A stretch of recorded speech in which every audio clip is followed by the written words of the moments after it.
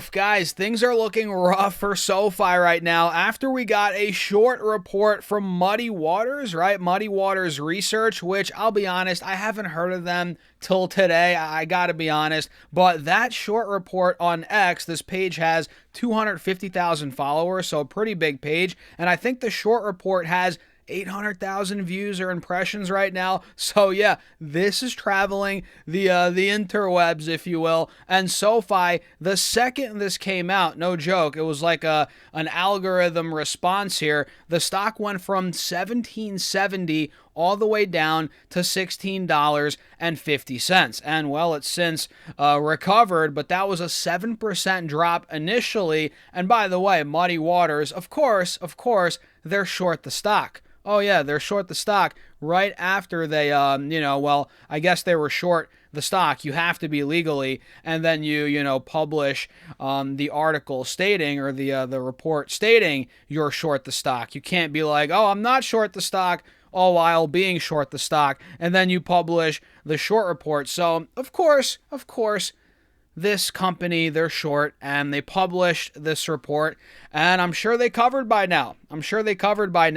As the stock tanked down to $16.50. They probably made a good amount of money there, and now it's recovered because, well, we got some news that Anthony Noto, the CEO of the company, actually bought more stock. So in this video, guys, we're going to break down kind of what's going on with this Muddy Waters, or Muddy Water, whatever the heck it's called, report. We'll cover that a little bit, go over what Noto's doing, and of course, I'll give you guys my 2 cents as well. So let's dive into it. And oh, by the way, the stock did fill the gap down to $16.50 today. Not to toot my own horn, but did we not call that out? We've been shouting that out here on the channel.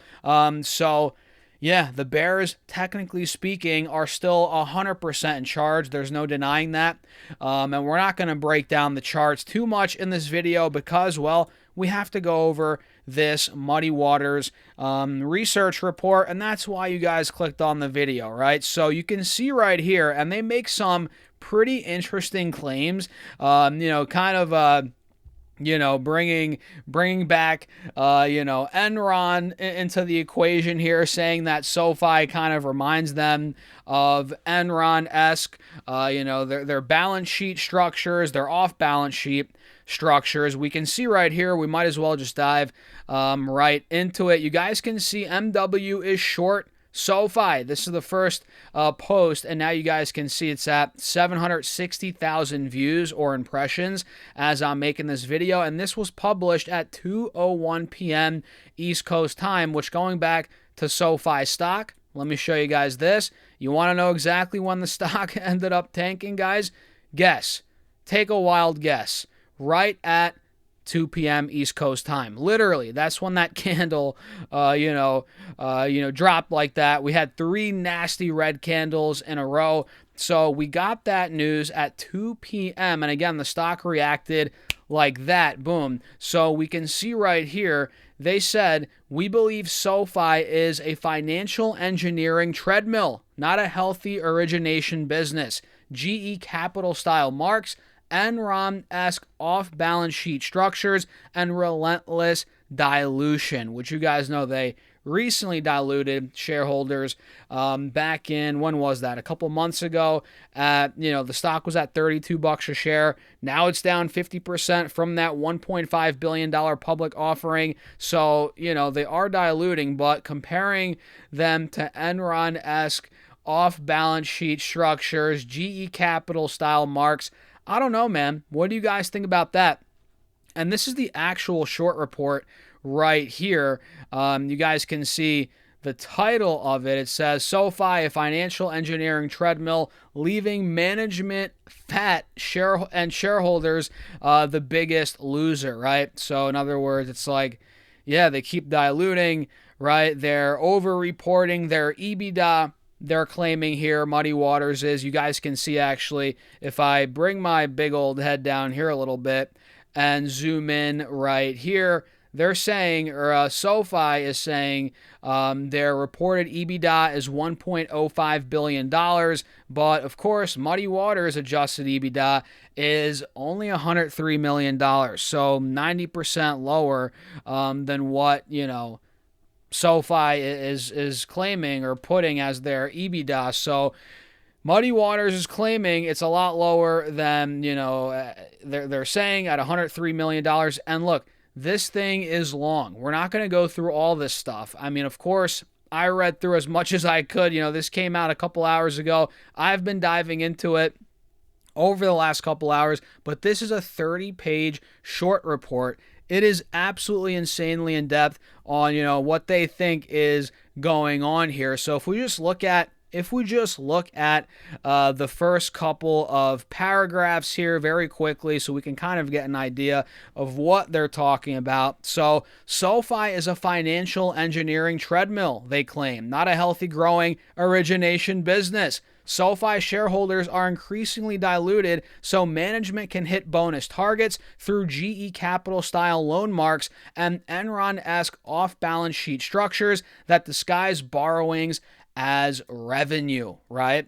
So SoFi also appears to have a material misstatement of at least $312 million of unrecorded debt. If we are correct, it raises the possibility that there are more extensive misstatements we have not yet detected, right? And this is not me, this is Muddy Waters, but I'm reading it as from their perspective, right? Looking at, word for word, verbatim, what they're writing here in part 1, which again is called the Introduction to the Treadmill.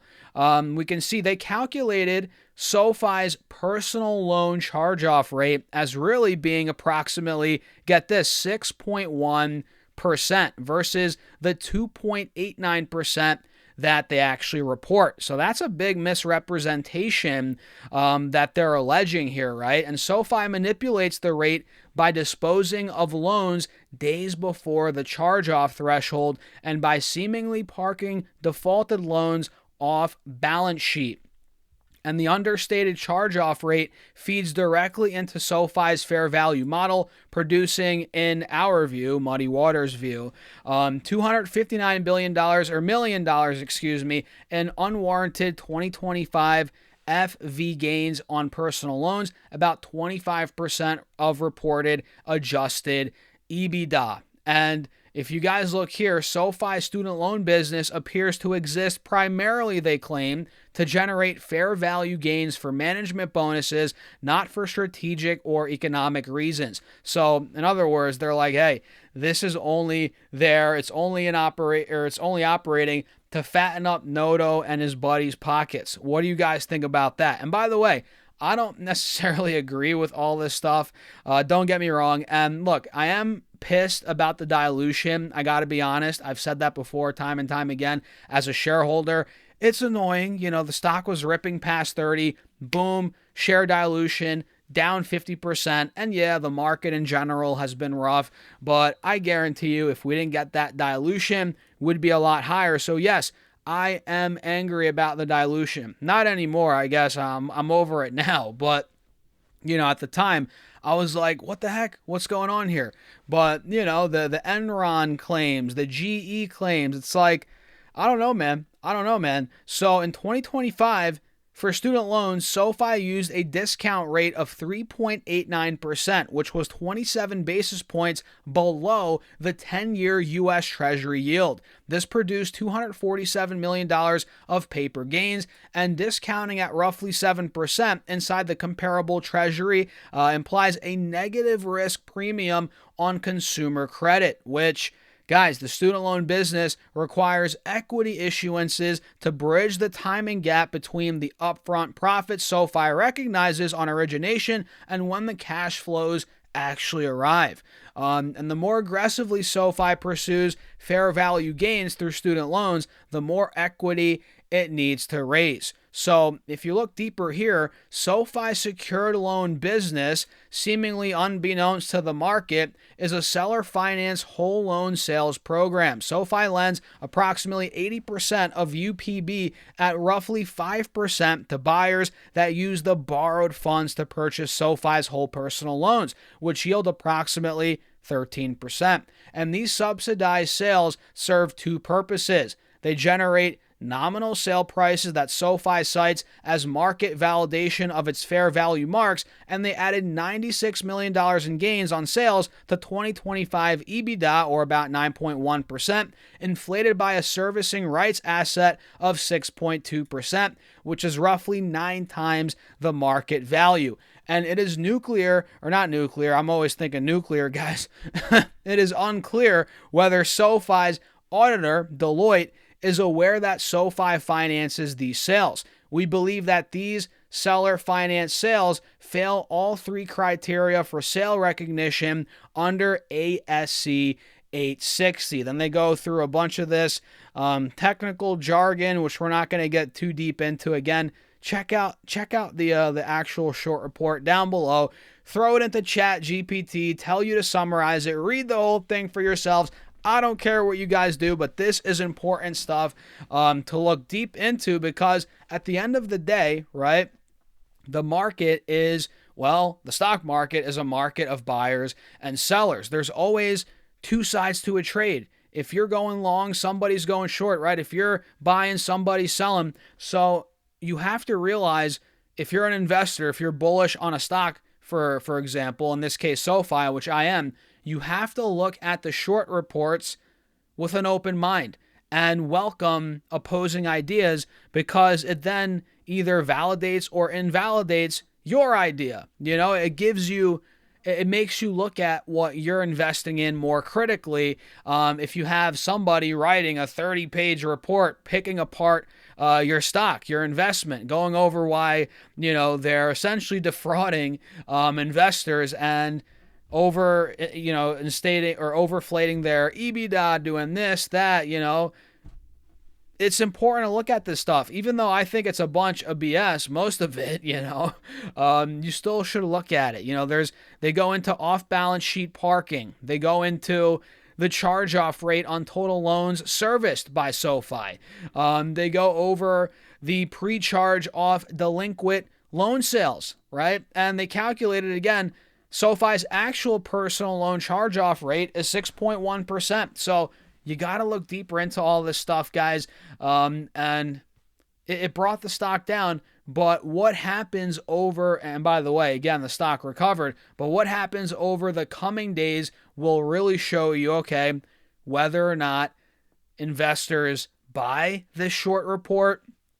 Is it carrying any weight in the actual market, or will the stock shake off this short report in a day or two? Will Noto come out, make some remarks? Will, things get debunked, right? And then the stock goes up.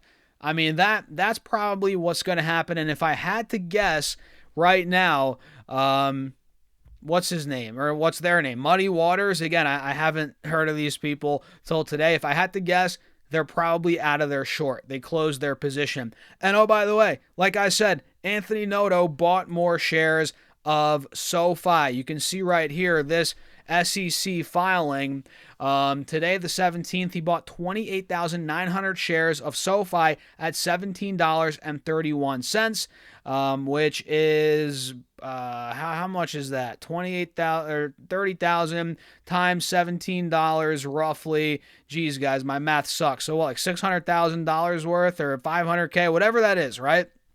He bought another big chunk after we got news. He bought $1 million worth recently, so that's good. And I've said before, and I'll say it again now, you want to see your CEO buying back stock when the stock's down 50%. And the fact that Noto's buying doesn't mean we're at the bottom, but in my opinion, it means we're nearing the bottom, or, this could potentially put a floor on the stock. And I've said before, I don't think it's going to go much lower than $15, $14, but you never really know. If I had to guess, guys, we're nearing that bottom. And a lot of, we'll get more insight on if we're actually nearing the bottom, depending on how the stock reacts now in the days after this short report coming out. You know, if we fall through the floor tomorrow at 16, or if we fall right through 16 tomorrow, yeah, that would not be ideal. But if SoFi, you know, consolidates for a couple of days, starts trickling back over 18, 19 bucks, yeah, that means the market probably shrugged off the short report. They probably covered, forget them, you know, and it could be over with just like that. But yeah, if you want to look deeper into it, you know, go to Muddy Waters, not promoting them, but that's where it's at on X, and you guys will see it. But yeah, man, interesting day. It's funny because I made my last video, and then like an hour later after I made the first SoFi video today, we got this news. And then I was like, oh, I guess I have to make another video later going over the news. And here we are, guys. And at this point, trading at 1740.50. It's going to be an interesting next couple of days. I'm long. I'm not adding more yet. I'm considering cash secured puts at $14. Like I've been saying, I haven't pulled the trigger yet on those. But yeah, man, that's what I'm doing. What are you guys doing? Let me know in the comments. Hit the like button, subscribe. And overall, man, don't give too much credit to these short reports, or don't put too much weight on them. We've seen a lot of these come out over the years, and sometimes, a lot of the time, they're just flat out wrong, and they're just pushing their own agenda to cover their profits. That's probably what happened here. So what do you guys think? And by the way, join the Patreon if you want to keep up with my portfolio updates. Join my private Discord, and you guys see how I'm investing $750 a week, stocks I'm buying, my trades, investments, all my options moves. Mostly I'm selling options nowadays. But yeah, all linked down below, pinned in the comments, or go to stocksurfs.com/Patreon. I'll see you guys in there. Have a great night.